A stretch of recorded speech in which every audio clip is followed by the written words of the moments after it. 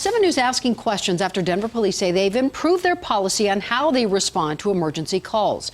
7 News reporter Lindsay Sablon with these new developments. Lindsay, you found this change is only as good as the communication between the person calling 911, the dispatcher, and the officer.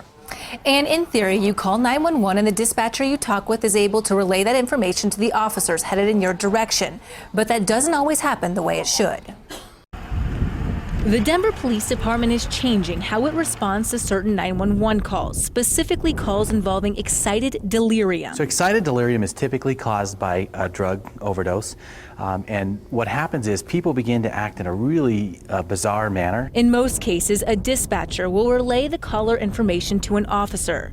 Based on the situation, the dispatcher may call for a code 10. Basically, it's the use of lights and sirens. The department is adding what can be justified as code 10, including assault or disturbances with weapons, a suicidal party, or someone on drugs.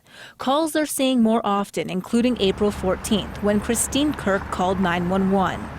16 minutes later, before police arrived, she was dead. Having those cases, did that play a role in getting this? Yes, because we're seeing more excited delirium.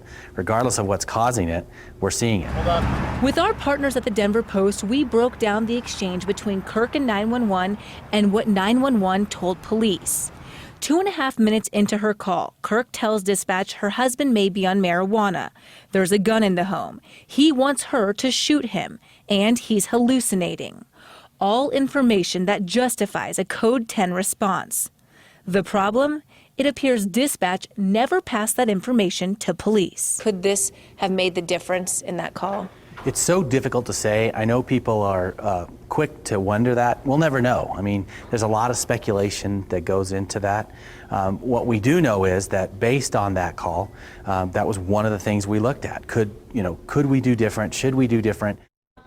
And the biggest question here is what was communicated from dispatch to police? I checked today to see where their investigation stood and was told it's still being reviewed. I have confirmed the dispatcher who took Christine Kirk's call was placed on administrative leave. Live in the newsroom, Lindsay Sablon, 7 News.